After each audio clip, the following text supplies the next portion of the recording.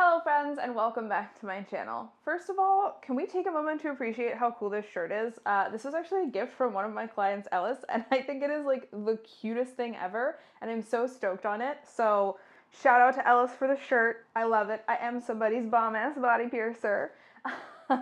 But now for today's video, I wanted to talk and do some clarification about piercing history because I noticed there's been some confusion in my comments when I talk about some stuff as it relates to piercing timelines and piercing history. Few things you'll hear me say often when I'm talking about modern body piercing, specifically modern American body piercing and the body piercing industry, is things like the industry started in the 1970s. It was rooted in queer and gay culture at the time, specifically leather and kink culture, and it primarily got its start in California and New York. And now without fail, when I say these things or talk about these things, someone will always come into my comments and go, well, Lynn, body piercing has been around for forever. Body piercing was not invented in the 70s. You should not be saying this. You are kind of erasing all of these different cultures and groups and religions that practice body piercing. And I'd like to clarify that when I say the piercing industry or modern American body piercing got started in the 1970s, I very much mean exactly that. That piercing as an industry got its start in the 70s. In 1975, Jim Ward opened the Gauntlet, America's first piercing-only studio. Prior to this, body piercing was really primarily happening at underground events and parties, typically kink events or leather and fetish events. There were some tattoo artists who were doing a little bit of body piercing, but it was not very widespread, especially here in America.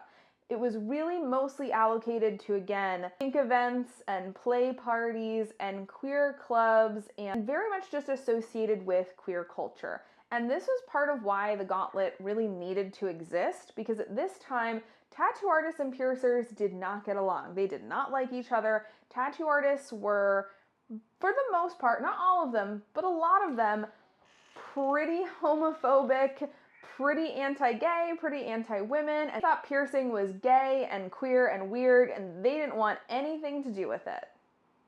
So if you wanted to get pierced, you really had to go and seek out some of these events. One of my favorite stories about this is talking to Efrain Gonzalez, the wonderful photographer and documentarian who goes by Gonzo, about his experience getting some of his first piercings in New York, having to send out for needles and then send out for jewelry with a mail-in coupon, and then having to spend weeks going around New York City to find someone who could pierce him because it was so hard to get access to piercing back then.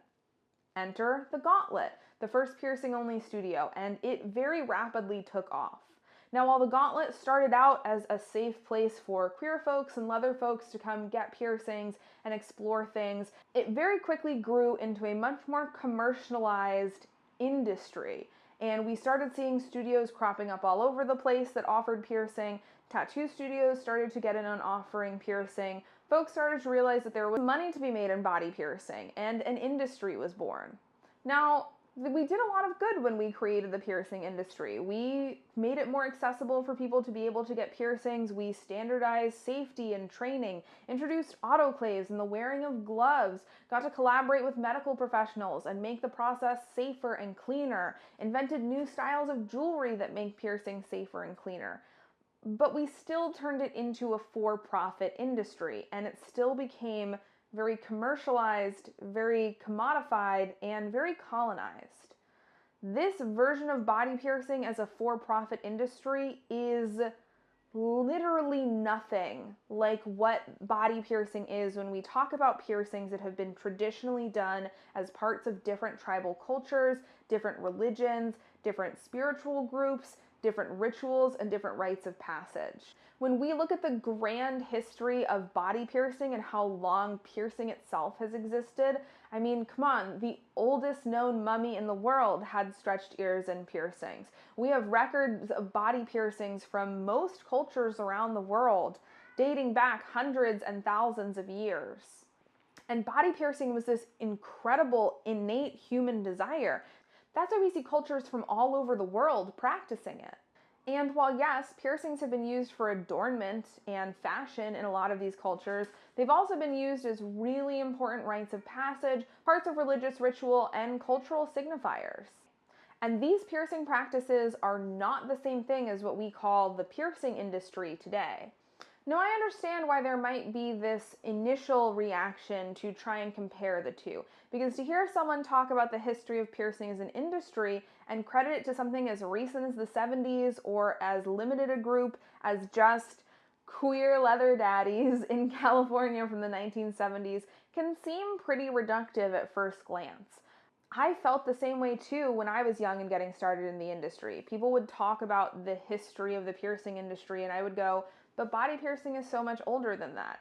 And it was through a lot of really amazing conversations that I had when I was younger with a lot of amazing people in this industry, particularly a lot of indigenous leaders within the industry who pointed out that we have no place comparing piercing as an industry to sacred rites and practices of body piercing that are dating back all of these years and that are a part of these different cultures. They're two entirely different things, and it is in fact more reductive to try and say that a body piercing that is an ingrained sacred part of someone's cultural and religious practice and has been for hundreds of years is the same thing as a 13-year-old going and getting her nose pierced at the mall because she thinks it's cute. It's not, and it's important that we make that distinction between them. Not only from a historical lens to understand the different histories of piercings that we're looking at, but also just from an ethical lens. We can't compare piercings that we do today that are just for fashion or just to look fun or just piercings that have this level of identity affirming, deeply rooted cultural significance to others. So that's why you'll often hear me specify when I'm talking about timelines or anything historical or any dates, whether or not I'm talking about the piercing industry or modern American body piercing, or whether I'm talking about piercing as a whole or the practice of body piercing. I always try and make a very clear distinction between those two things because I do think they are two very separate things and they should not be compared or lumped in together. To lump in those sacred practices of body piercing with what is very much a commercialized, commodified industry is very reductive to those practices. Now you might be thinking, well, Lynn, why are you talking about the industry as such a negative thing? Aren't you a part of it? Isn't that how you make your living? And yes, I am. And yes, it is. These days, particularly in America, if I want to do piercing and I want to make a living out of it, kind of my only choice is to be a part of this industry that is a very commercialized, very commodified, for-profit thing. Now, unfortunately, I exist in a capitalist society, which means that my existence as a piercer is one in an industry that has been commodified, commercialized, and colonized, and it's not my favorite thing. However, I do believe that when those of us in the industry are aware of and educated about this and take steps however we can in our power to try and improve and better the industry, I'd like to believe there's still some hope that we can kind of turn this around and it's still always going to be pretty commodified and pretty commercialized. That's living in an end stage capitalism hellscape for you.